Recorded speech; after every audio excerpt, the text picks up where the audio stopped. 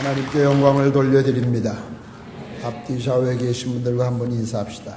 주님의 이름으로 축복합니다. 믿음으로 한 주간 승리하시기를 주님의 이름으로 축원합니다. 역사는 인간에게 위대한 것을 가르쳐 줍니다.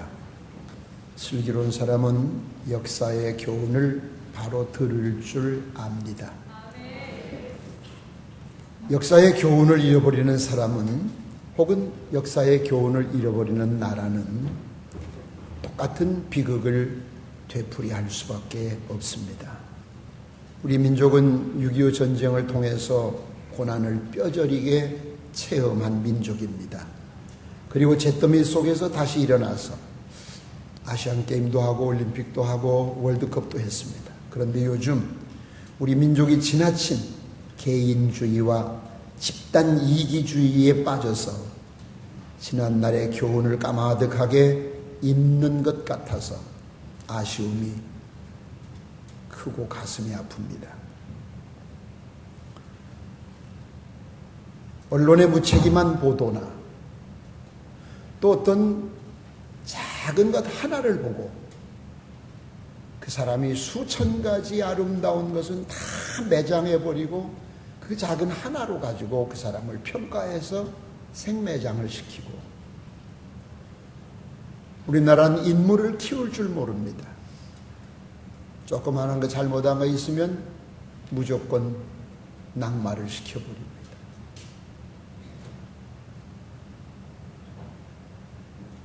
교회도 마찬가지입니다. 요즘 한국 교회가 많이 어렵다고 합니다. 그러나 다 그런 건 아닙니다. 몇몇 교회로 인해서 교회가 욕을 먹고 있습니다. 그러나 그 욕먹고 있는 교회들도 따지고 보면 그 욕먹을 짓을 한 것보다는 좋은 일을 훨씬 많이 했고, 사회사업, 구제사업, 선교사업, 지역사회 이런 엄청나게 많이 했습니다. 근데 그 많은 것 중에 하나입니다. 하나.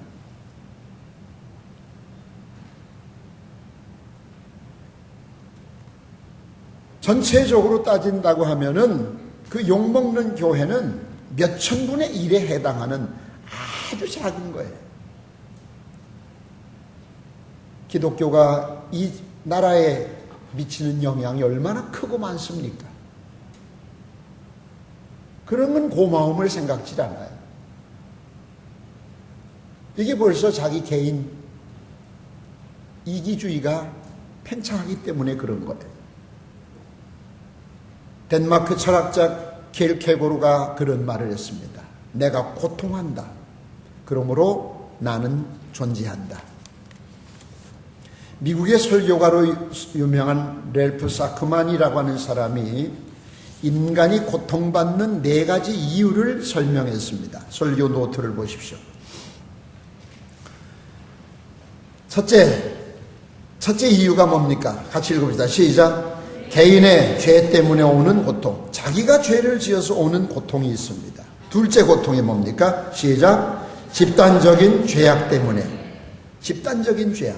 민족이 죄를 지면 민족을 고난. 이스라엘 백성들이 어려움 당할 때 하나님께서 그 이스라엘 민족이 어려움 당한 이유를 알게 하기 위해서 고통을 주는데, 그래서 그 민족이 회개하고 돌아오면 다시 살려주시잖아요. 세 번째는 실수. 다 같이 시작. 실수로 인해서 온다. 실수. 사람은 실수 없는 사람이 있을까요? 없을까요? 실수 없는 사람은 하나도 없어요. 신이 아닌 이상 하루에 몇 가지나 실수할까요? 하나? 세질 못해요. 하루에 우리가 선한 일 하는 게 많을까요? 실수하는 게 많을까요? 훨씬 많습니다. 근데 자기 실수는 안 보여. 하나도 안 보여. 다 남의 그 잘못만 보여. 이게 이기주의라고 하는 거예요. 네 번째는 뭡니까? 시작. 불강력적으로 오는 게 있어요. 예를 들어서 수해로 인했다든지 태풍으로 왔다든지, 이건 대안이 없어요. 나는 잘 가고 있는데 마을 보스가 와서 약국으로 들여받아가지고 지나가던 사람 몇이 쳤다든지, 오늘 여대생이 오늘 아침 뉴스에 보니까 바나나 보도 달라고 기다리고 있는데 바나나 보드는 안 오고 제트스키 사던 사람이 그쪽으로 와서 들여쳐가지고 바나나 보드도 못하고 제트스키도 못하고 다쳐 죽었어요. 이런 불가항력적으로 오는 것이 있어요. 그런데 오늘 하나님의 말씀은 히브리서 12장 11절에 그렇게 말씀하셨습니다. 징계를 받는 동안은 즐거워 보이지 않고 슬퍼 보입니다. 그러나 후에 그 징계로 말미암아 연단한 자에게는 의의 평강한 열매를 맺느니라. 할렐루야. 히브리서 12장 10절 말씀에도 보면 우리의 유익을 위하여 하나님의 거룩하심에 참여케 하기 위함이라. 우리가 징계를 당하는 것은 우리가 미워서가 아니라 그 연단을 통해서 더 커지라고. 학창시절에 운동회 보셨죠? 장애물 경기. 여러분, 장애물 경기를 보면 달리기만 잘한다고 1등 하는 것은 아닙니다. 1등으로 출발을 해서도 꼴찌로 들어오는 사람도 있습니다. 저는 장애물 경기할 때는 절대로 1등으로 안 뜁니다. 2등이나 3등으로 가야 됩니다. 왜? 꼭 그 망을 통과해야 될 때 있어요. 미련한 사람은 1등 가서 망을 제껴주냐고 무지 고생합니다. 그 사람 뒤만 따라가면은 망이 머리에 하나도 안 닿고 쏙 빠져나갑니다. 1등으로 가긴 갔는데 망 들으려고 고생만 했지 제 뒤에 오던 2등, 3등이 다 가서 1등을 해버립니다. 인생이 그런 거예요. 앞에 간다고 해서 승리가 아니에요. 지금 뭐를 누렸다고 해서 그 사람의 성공이 아니에요. 더 두고 봐야 돼요. 우리 인생도 마찬가지예요. 지금까지도 그랬지만 앞으로도 수 없는 상상도 못할 장애물들이 우리 앞에 기다리고 있습니다. 물웅덩이도 있을 수 있고 불구덩이도 있을 수 있고 누명을 쓸 수도 있고 선한 일을 하고도 욕을 먹을 수도 있습니다. 어떤 때는 본의 아니게 무인도에 표류할 때도 있을 겁니다. 오늘 아침 뉴스처럼 휴가 갔다가 돈 내고 바나나 보드 기다리다가 지나가는 제트스키에 머리를 받쳐 죽는 이런 불가항력적인 그런 일들이 우리 앞에 언제 얼마나 어떻게 올라왔는지 아무도 알 수 없습니다. 여러분 보셨죠?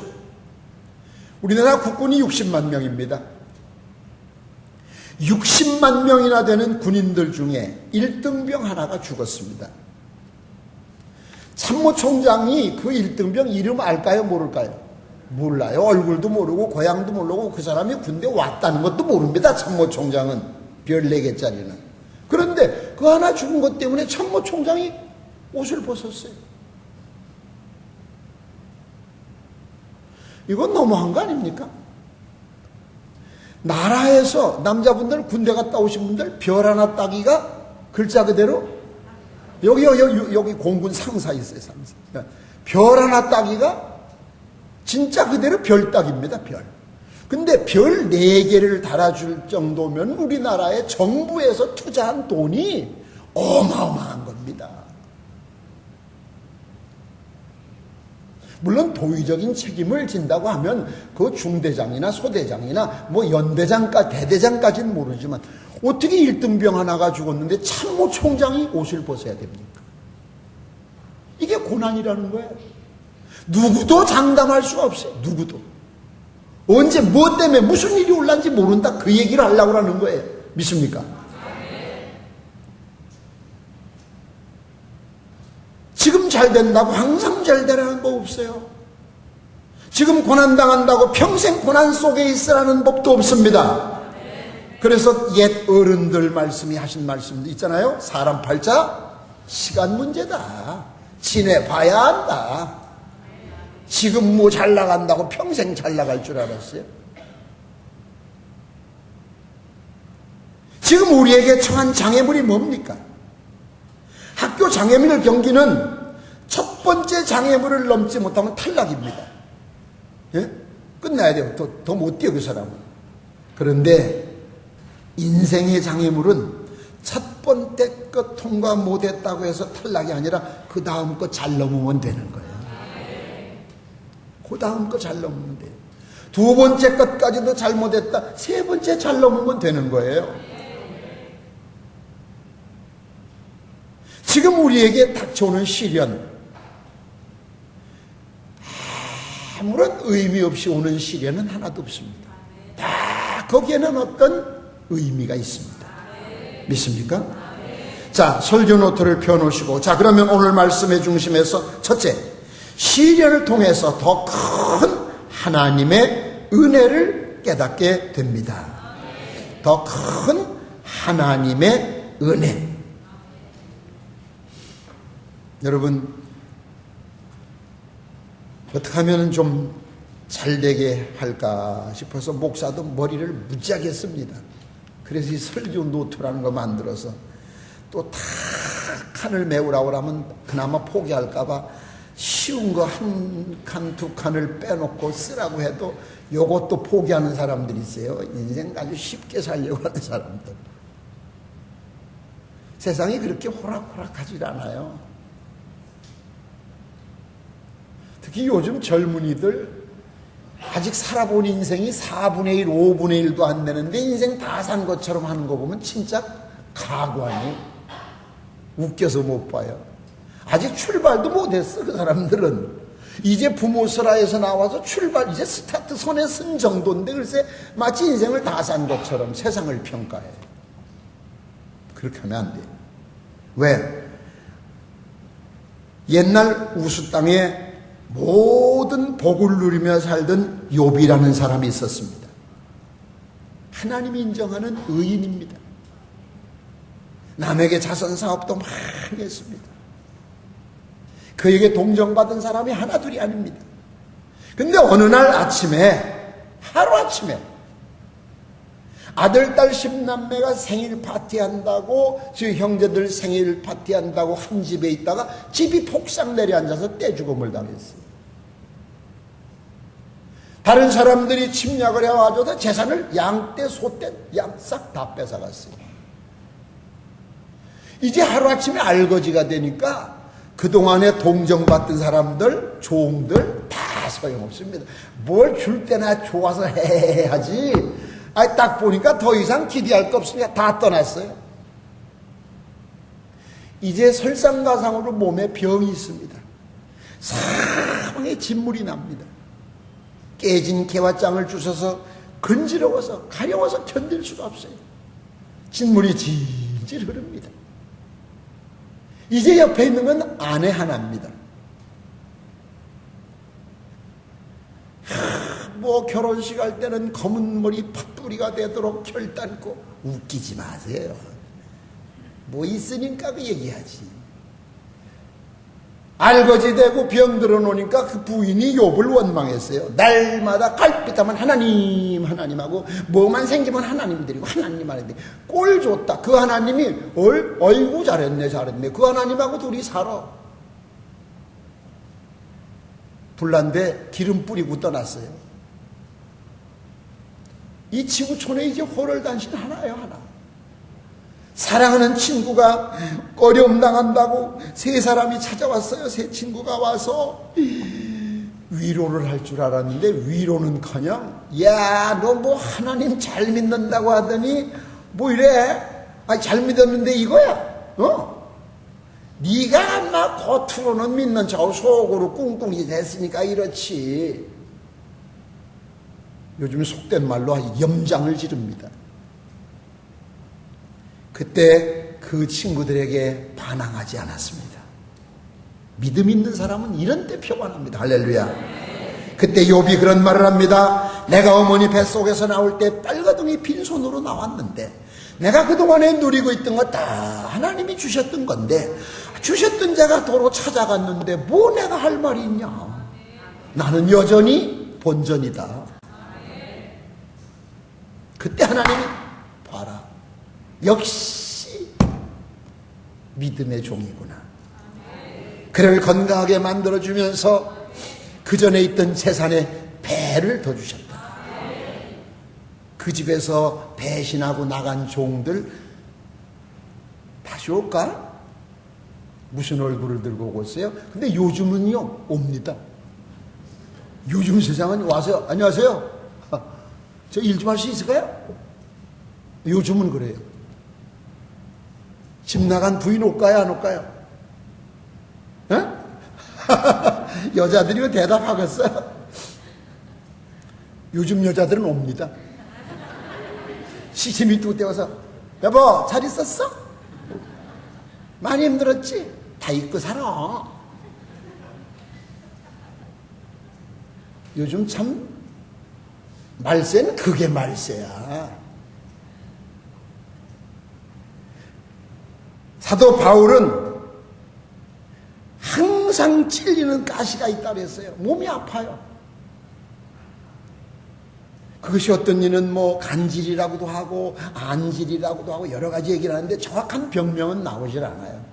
그래서 대개 뭐 큰 글씨를 책을 가져오라다 했으니까 뭐 안질일 것이다 이렇게 추측하는데 작은 병이 있어요. 근데 사도 바울이 얼마나 능력이 있는지 지나가다 사도 바울 손수건만 스쳐도 병자가 나요. 할렐루야. 근데 남의 병은 다 낫고 좀 지 병은 못 낫고. 한번 생각해봐요. 키는 난쟁이 똥자루만 한 데다가 눈썹은 딱 쓰리랑 두부처럼 딱 붙었고, 예? 코는 매부리 코고, 다리는 오그라져가지고, 뒤에는 천막, 냄새나는 천막 기지 짊어지고, 깨재재한 병 걸려가지고, 진짜 볼품없어요. 그래서 하나님 앞에 기도를 해서 하나님, 병 좀 낚아주시오. 이 내 체면이 이게 말이 아닙니다, 나 지금. 내 병도 못 낚는 것이 남의 병 낚는다고 껍적거리고 돌아다니는 사람들 쑥득거리는 거 아주 귀가 따갑습니다. 한 번 기도해도 하나님이 들은 척도 안 하셔요. 두 번 기도해도 들은 척도 안 하셔요. 하나님!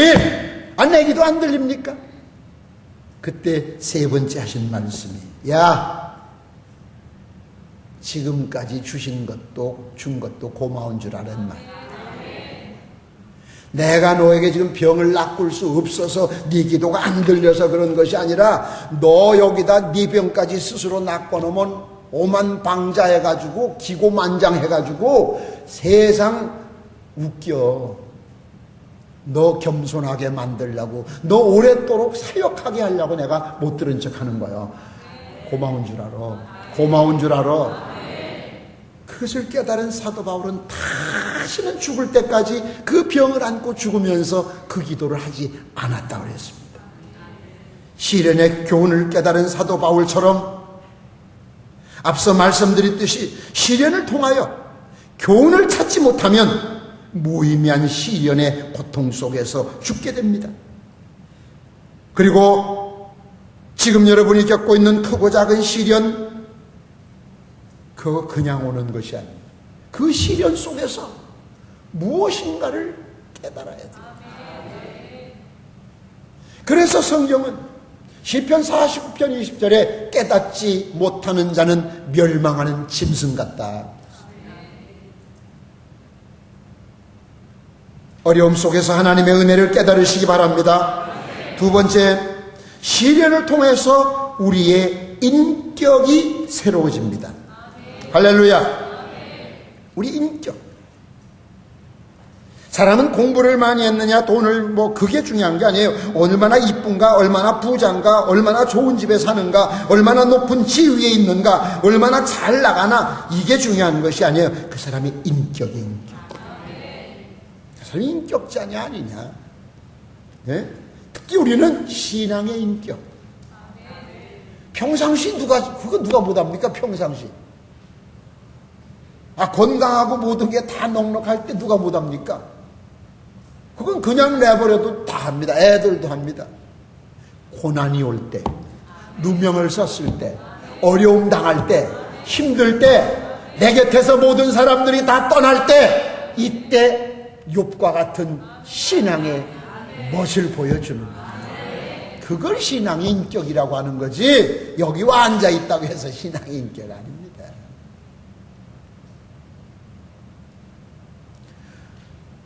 우리의 인격이 성숙해져야 돼요.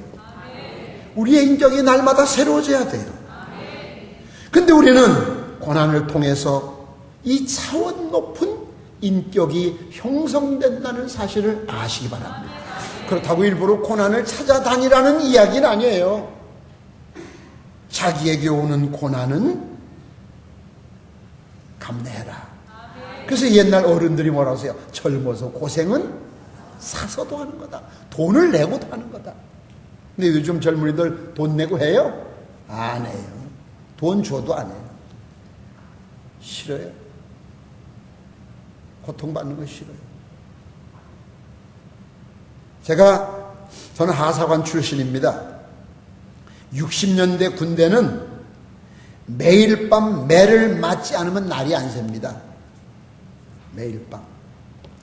5파운드 꽃갱이자루 양동이에다 물에다 담가놓으면 딱 때리면 옷이 짝짝 한 방에 찢어집니다. 그 바다를 탁탁 돌려치면 살이 쫙쫙 나갑니다. 줄바다가 뭔지 아세요? 일개 소대 한 내후반에 40명이면 맨 앞에 놈이 고담 네? 전체를. 그러다 두 번째 놈이 또 한 번 다쳐요. 마지막 놈은 40대 맞습니다. 이게 매일 저녁 있던 거예요. 특히 하사관은 사병들보다 사병이 4주 훈련 받는데 하사관은 1년을 받아요. 10배가 넘어요. 소위 하사관 학교를 인간 드라이 클리닝 한다. 인간 세탁소라. 딴 사람이 돼가지고 나와야 돼.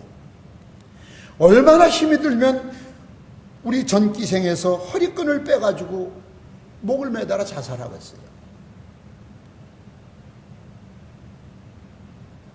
대간첩작전 훈련을 받다가 전라북도 여산 하산학교 뒷산에서 소대장이 펄떡 뛰더니 이런 팔뚝만한 참나무 가지를 확 땅에 찢어내더니 군화로 대충 다듬어서 패는데 옷이 찢어지고 팬티가 찢어지고 우리가 보는 데서 살이 너풀너풀 떨어져 나와요.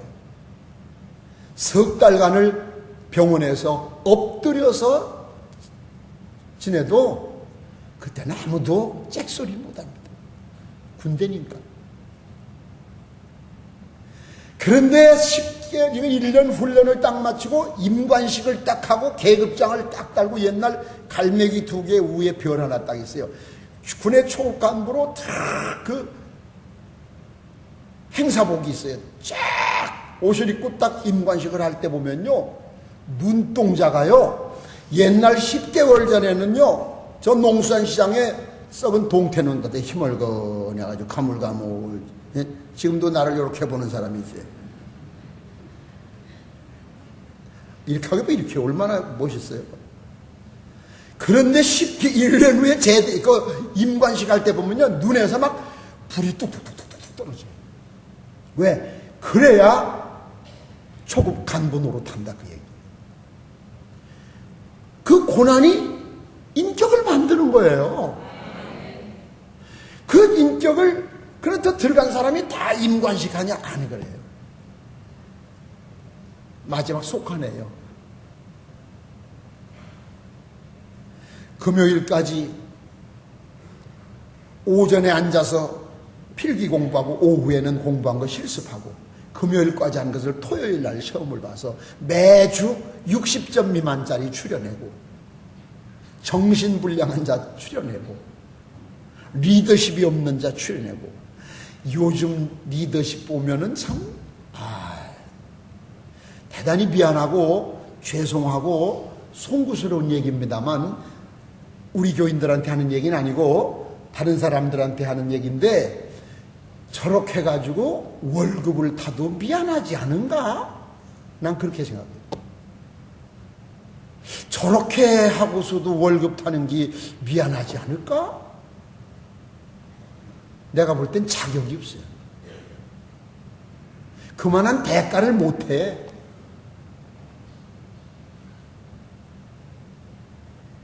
고난을 통해서 과거의 모든 망상을 다 버리고 할렐루야.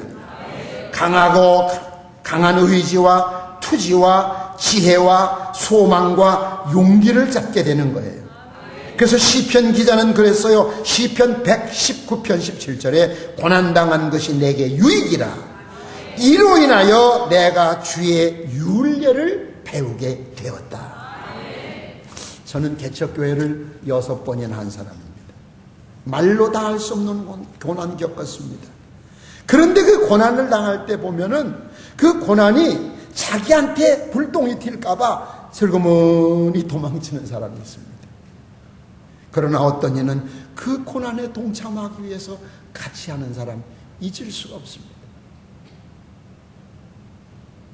평생 잊을 수가 없어요. 나만 못 잊는 건 아닐 거예요. 하나님 아버지도 못 잊고 계실 거예요.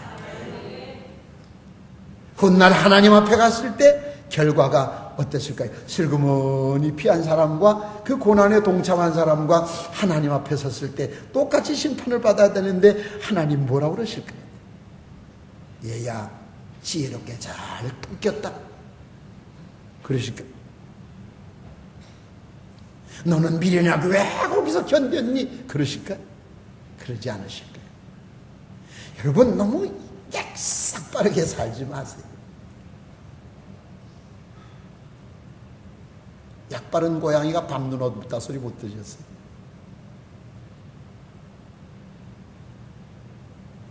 여러분 눈물 젖은 빵을 먹어보지 않은 사람하고는 인생을 논하지 말라는 어느 철학자의 말이 있습니다. 이건 아주 위대한 인생론입니다. 시련을 통해서 다듬어진 인격은 겸손해집니다. 시련을 통해서 다듬어진 인격은 너그럽습니다. 너그러워요. 시련을 통하여 다듬어진 인격은 아량이 깊습니다. 아량이 깊어요. 그러나 지식으로 만들어진 그런 인격은 그 인격이라고조차 말하기가 어렵습니다. 이런 것들은 이렇게 시련을 통하여 얻어진 이런 것들은 학교에서 배우는 게 아니에요. 세상에서 배울 수 없어요. 오직 고난을 통해서만 얻을 수 있는 겁니다. 인생이 친절하게만 느끼며 살아온 사람들은 진정한 지도자가 될 수가 없습니다. 가난에도 쪼들리고 잿더미 속에서 시련을 겪어보고 멸시도 당해보고 짓밟혀보고 무시도 당해보고 누명도 써보고 이런 사람이 지도자가 될 때 똑소리 납니다. 세 번째, 시련을 통해서 하나님을 더욱더 의지하게 됩니다. 시련을 통해서 하나님을 더욱더 의지해야 돼요. 이사야서 50장 10절 말씀에 너희 중에 여호와를 경외하며 그 종의 목소리를 청종하는 자가 누구뇨?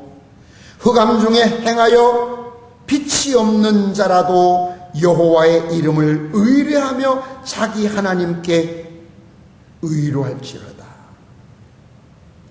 여러분, 하나님의 말씀을 청종하는 여러분 되시기 바랍니다. 강단의 주의 종들의 말씀을 들으세요. 오늘 아침에 하와이에 있는 어쩌냐게 내가 이야기한 하와이에 있는 그 제자가 저를 우리 가족을 2번이나 하와이로 초청했던 제자라니까 막 엄청난 제자가 아니라 교회 학교 중등부 때 있던 학생이에요. 이메일이 와서 내가 당장 5장 이메일 회답을 써놓고 왔어요. 한국 선생님, 한국의 어떤 교인이 안수 집사가 여행 왔다 하는 얘기인데 어떤 교회가 막 그냥 돈이 많아서 그냥 뭐 하고 한국이 타락됐대요. 그래서 제가 그 글을 썼어요. 한국의 교회가 참 많은 것 중에 그 하나다.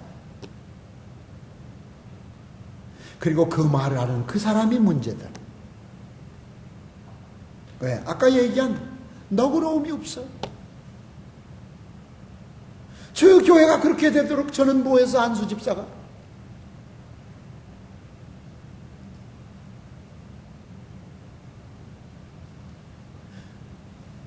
한국엔 아직도 70세 정년 퇴직을 하고도 목회자들은 퇴직금이 없어요. 공무원처럼. 연금이 없다고, 군인처럼. 그 교회에서 얼마를 주면 그게 다예요. 저도 은퇴해도 살 집도 없어요. 이 지구촌에 땅 한 평이 없어요. 나 43년 목회하면서 1년 동안을 생활비를 제대로 받아본 날이 한 번도 없어요. 교회 개척교회에 석권하면서 39년간 하루도 빚 없이 살아본 날이 없어요. 살아본 날이 없어요.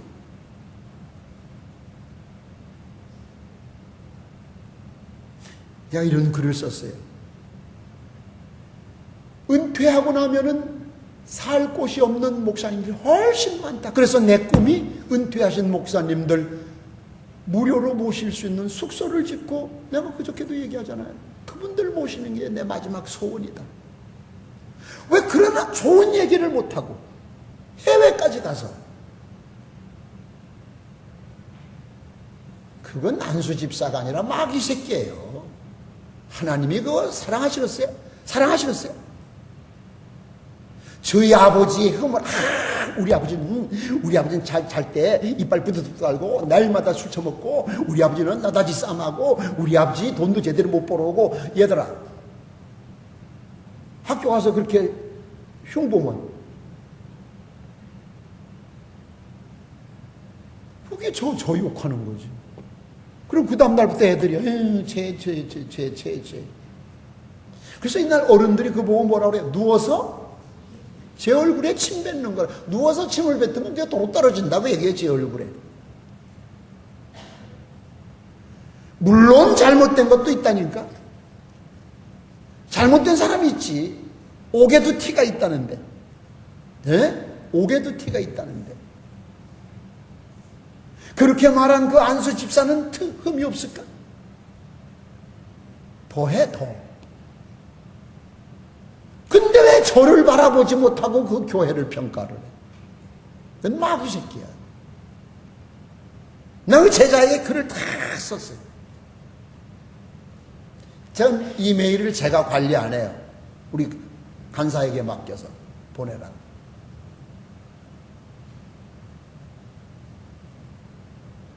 제가 그렇게 썼어요. 너의 스승인 나는 정말로 네가 말하는 너 부끄럽지 않게 살고 있다. 걱정하지 마라.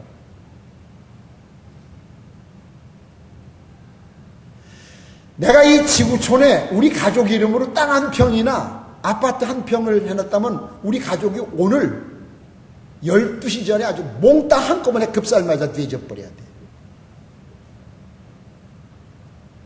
왜 성실하게 잘 살고 있는 사람이 훨씬 많은데, 이제까지 잘한 것이 훨씬 많은데, 그 하나의 약점을 가지고 한국교회를 매도하고 목회자들을 매도하고, 얼마나 잘못된 신앙관들을 가지고 살아요. 여러분, 이 배에는 키와 닷이 있어요. 키는 뒤에 달려서 방향을 트는 거예요. 방향. 닷은 어디 정착할 때 크든 작든 다 닷을 내려야 돼. 저 우리 해군에 근무하는 친구도 있는데 큰 닷을 내려요. 닷을. 이 정박할 때 닷을 내리지 않으면 풍랑을 만났을 때라든지 정박할 때 파손이 되기 쉬워요. 깨진단 말이에요. 배가 떠내려간단 말이에요. 전 바닷가 목회를 해봤어요. 태풍이 온다 하면 다 닻을 내려요. 중간에다 배를 혼자 따로 갖다 놔요. 부딪히지 말라고. 그런데 어떤 배가 닻을 내렸는데 파도에 끌려 나가고 없어요. 그걸 바닷가 사람들 말로 닻이 긴다 그래요. 바위 있는 데다 내렸는데 뻘에다 내려놔가지고 바람이 부니까 뻘에 질질질 끌고 배가 날아가 버렸어요. 여러분이 내려야 될 닻이 세상이면 안 돼요. 반석 같은 예수 그리스도에게 닻을 내려야 되는 거예요. 우리가 환난 중에 믿음의 닻을 내려야 돼요. 세상에서는 너희가 환난을 당하나 담대하라. 내가 세상을 이기었노라. 예수님 요한복음 16장 33절에 그렇게 말씀하셨잖아요. 네 번째, 시련을 통해서 진실한 친구를 알 수 있습니다. 다시 말하면 진짜 친구를 알려면 시련을 한번 당해보세요. 일부러라도 우리 직장 생활하면서 1년만 쇼를 한번 해봐요. 아유, 나 뭐 보증을 잘못 썼다가 다 날라가는데 돈 좀 꺼줘. 200만 원 꺼줄래? 만나는 사람한테만 돈 주고 1년만 그러면 어떻게 될 것 같아? 예? 1년만 그러면 어떻게 될 것 같아? 형경씨, 1년만 막 만나는 사람한테 다 100만 원만 꺼달라고 1년만 그러면 어떻게 될 것 같아? 몇 사람 남아있을 것 같아? 하나도 없어요. 친구 아니에요.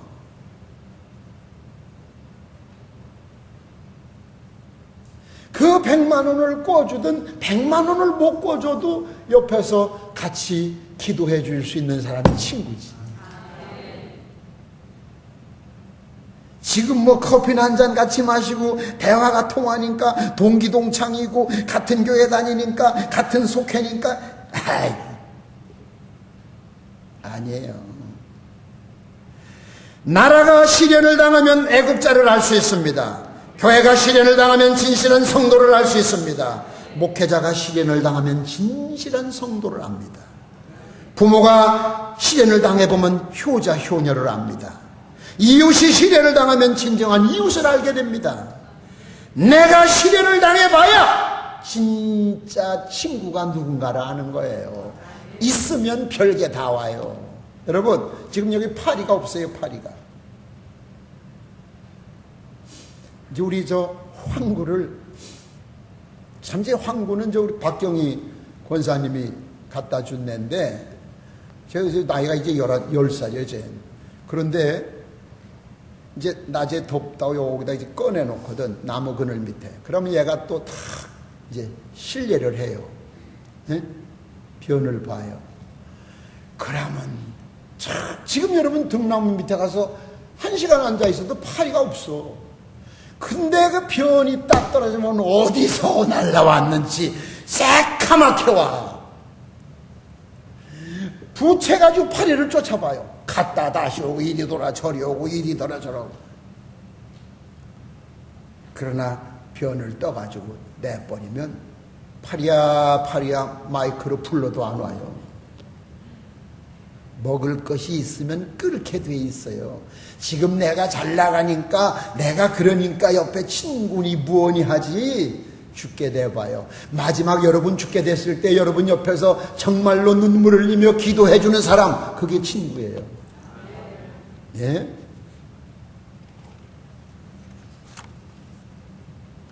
우리말 속담에 양지가 음지되고 음지가 그런 날이 있어요. 그런 날이 와요. 쉬구멍에도 배시 들 날이 와요. 왜? 이렇게 여기서는 아직은 이러다가 요게 돌아다 요쪽 오면 배시 쏙 들어와요.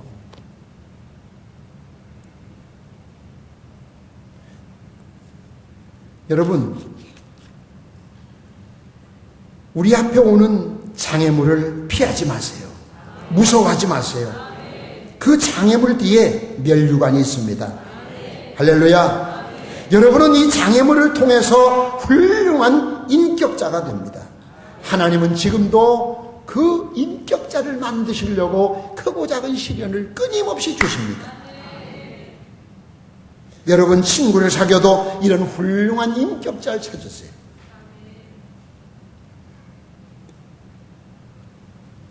오늘의 시련, 그거 언제까지나 계속되라는 거 아닙니다. 길을 가다 보면 오르막도 있고 내려막도 있고 피해야 될 위험한 것도 있고 물을 건널 때도 있고 산을 넘을 때도 있고 목적지에 도달할 수 있는 그 자리까지 가는 동안은 어떤 때는 똥도 밟아야 되고 어떤 때는 물벼락도 맞아야 되고 어떤 때는 오해도 받아야 되고. 그러나 그러는 가운데 목적지는 가는 겁니다. 우리의 참 스승은 그래서 성경에선 고난이라. 고난. 고난이 스승이란 말이에요. 근데 고난을 싫어해.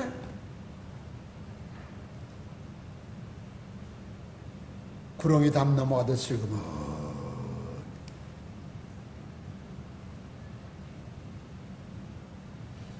이 젊은 친구들은 구렁이가 뭔지, 담을 왜 넘어가는지, 무슨 소리인지 모르지.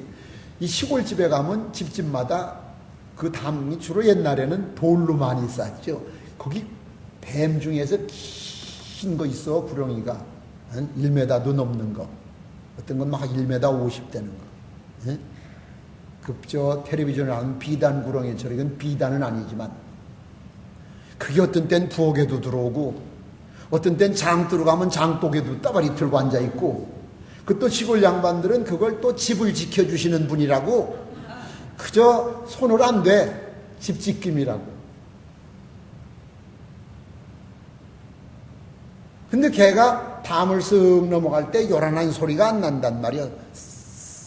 그냥 이 쓱은 내 입에나 쓱이 나왔지 걔는 그 소리도 안 나온다. 그래 구렁이 담 넘듯 슬그머니 뚝딱 해치우는 걸 보고 이제 그렇게 말을 해.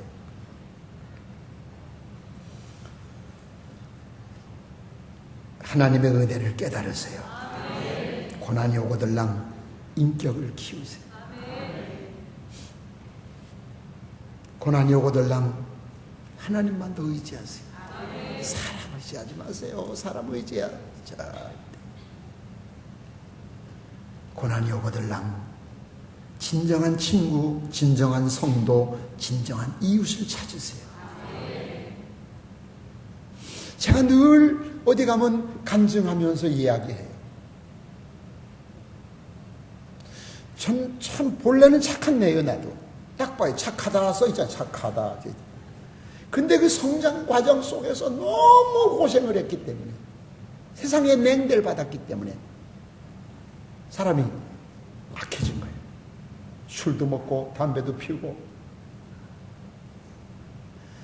그런 저를 목사로 쓰시려고 저 충청남도 서산군 팔복면 호리 구독교회 바닷가, 하루 세끼 밥도 못 얻어먹는 교회, 말귀도 못 알아듣는 성도들 10명도 안 돼. 난폭불 3개 켜놓고, 그마다 비가 오면 줄줄 비가 쏟아지는 교회, 그것도 총각 전도사. 우리 집에 아무도 예수 믿는 사람 없을 때 거길 보내셨어요. 오죽하면 감리사님이 저를 거기 파송하시면서 너 3일 있으면 잘 있을 거다 그랬어요. 내가 믿음으로 4년을 견딘 것이 아니라 그 감리사님의 예언을 깨려고 내가 오기로 4년을 있었어요. 그런데 거기서 제 인격이 요나마 다듬어졌어요. 이나마 마음에 안 하는 사람 아직도 안 다듬어졌다는 거예요. 뭐요? 요나마 요만큼 다듬어졌고, 그래서 그나마 목회를 하게 하고, 예? 만약 나를 그 고생을 안 시키고 처음부터 어디 부목으로 탁 보내고 탁 그랬더라면 저 인간적인, 내가 나를 잘 알아요. 그 인간적인 틀렸어요. 거기서 말도 안 되는 오해받고, 양영모 장로 그때 와서 예배당 짓는데 공사해줬어요. 무료로. 그 고생을 다 해놓고 나니까 전도사가 예배당 짓는데 돈 떼먹었다. 나를 내쫓으려고. 장부역 있잖아요. 여선교회장 참나. 그래서 여자들 무서워해. 장부역 있잖아요. 장부는 찢어내고 다시 썼는지 누가 알아요?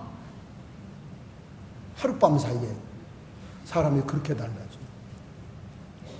얼마나 제가 등이 다 터지고 어깨가 다 터지고 눈물로 세면을 범벅하다시피 해서 그 교회를 짓고 났는데, 그날 저녁에 제가 그 분을 못 이겨서 폭발할 것 같아서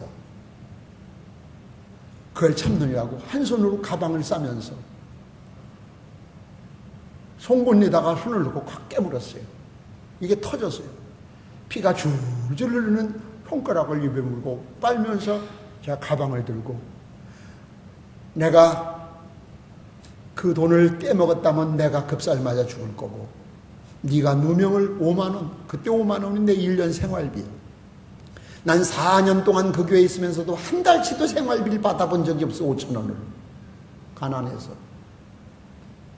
내가 떼먹었다면 내가 급살 맞아 죽고, 네가 떼먹었다면 너 급살 맞아 죽을 줄 알아. 네가 누명 씌운다면. 그때 그 얘기를 하지 말았어야 돼. 초년병이라는 경험이 없어요. 그날 밤에 울면서 내가 손에 피를 터진 손가락을 입에 물고 가방을 들고 그 교회를 떠났어요. 정확하게 한 달 만에 그 여자가 죽었어요. 내가 그래서 죽었다는 건 아니요. 도의적인 책임을 느껴. 장례식 때 하관식 하는데 그 젊은 여자, 여선교회장 참나 많이 울고 회개했어요. 그 동네 소문이 났어요. 양아무것이 저주받아 죽었다. 그 이야기가 내가 해서가 아니라 그이가 죽으면서 유언을 남겼대요. 동네 이장이 예수님을 안 믿는데 자기 당숙이래요. 임전도사 찾아가서 누명 씌웠다고 용서해달라고 하고 5만 원 교회에서 갚아주세요. 그게 유언이래. 예수 안 믿는 이장이 이게 동네방네 나팔을 불고 다녀가지고 그 집안이 얼마나 멸망을 했는지는 내가 얘기를 안 할 거예요. 친정 동생까지. 지금도 왜 인생들을 그렇게 삽니까? 고난이 오면 그 고난을 누구에게 또 앵기려고 하지 말고, 고난이 오면 그 고난을 달게 받으세요. 여러분, 그 맨 밑에 보면 응답 없는 기도가 있을 때 그 응답 없는 기도에 대한 닉 해리슨이라는 사람이 쓴 글을 소개해드렸습니다. 응답 없는 기도는 사람의 능력이 고갈된 지점에서 시작됩니다. 하나님의 능력은 연약한 자를 위한 것이며 하나님께서 마치 자석이라도 되듯이 연약함에 이끌리시기 때문입니다. 오늘 기도할 때 자신을 신뢰하지 마십시오. 통회하는 심령을 가지십시오. 오직 하나님만 전적으로 신뢰하십시오. 믿으십시오. 기다리십시오. 평안한 마음을 가지십시오. 응답 없을 때 포기하지 말고 이런 마음을 가지라, 그 이야기죠. 내가 승리하리라 이 찬양 한번 부르고 4절 부를 땐 자리에서 일어서서 부르고 통성기도 한번 합시다. 오늘 말씀 생각하면서.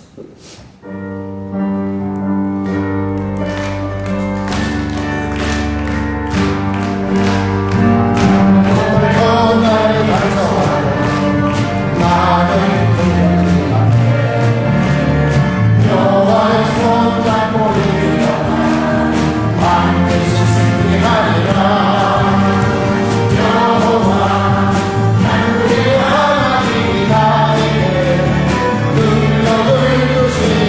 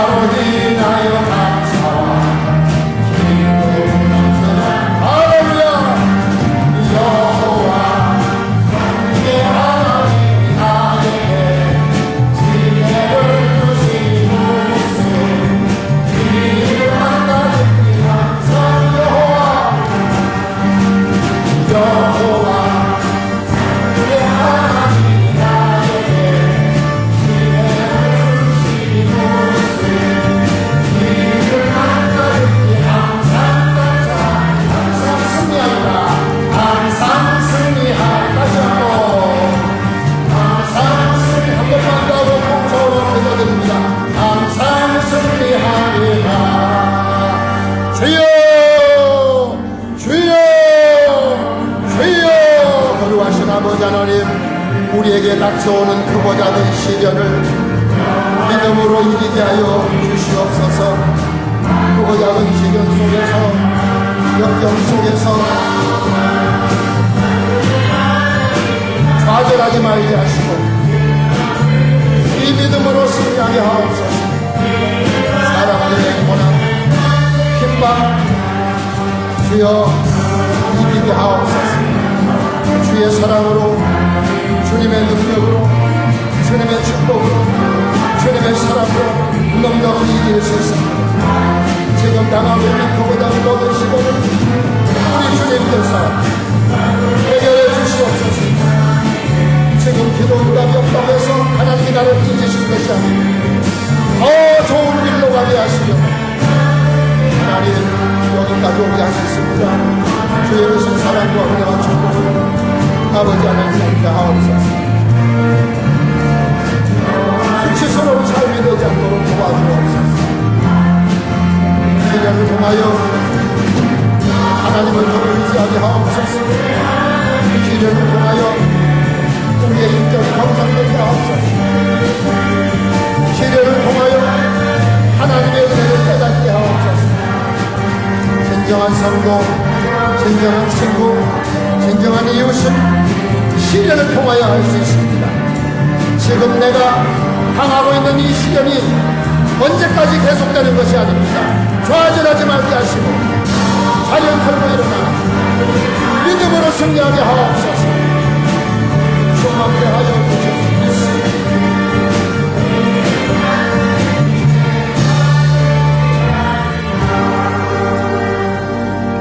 고난 속에서 감사하게 하옵소서.